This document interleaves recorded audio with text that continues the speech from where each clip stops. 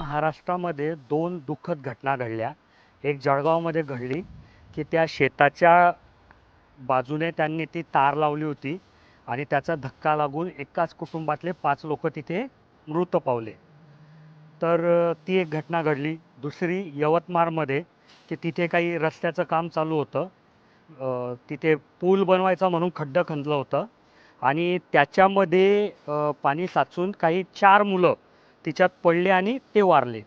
तर दोनही ठिकाणी वारलेल्यांना आधी तर श्रद्धांजली.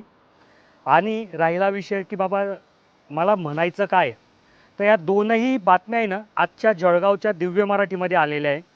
दोनही बातम्या तुम्ही ऑनलाईन वाचू शकतात. तर पहिल्या बातमीमध्ये शेतकऱ्याच्या ने तारेचं कुंपण केलं आणि तिच्यात करंट सोडला म्हणून ते कुटुंब वारलं, त्यांचं मजूर कुटुंब.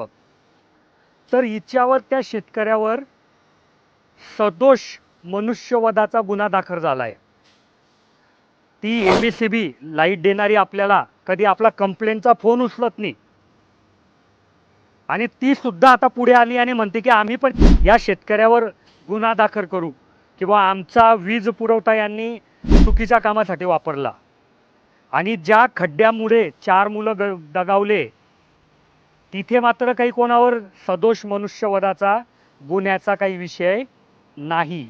मग शेतकऱ्यासाठी एक न्याय आणि दुसऱ्यांसाठी दुसरा न्याय हे बरोबर आहे का?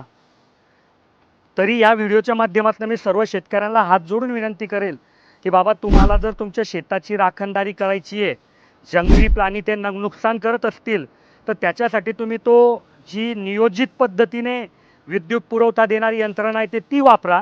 त्याचा फक्त धक्का लागतो, कोणी मृत पावत नाही. असं चुकीचं करू नका. पण हे चुकीचं आहे ना की इथे त्यांच्या हातून कसं झालं तर त्याच्यावर सदोष मनुष्याचा वधाचा गुन्हा.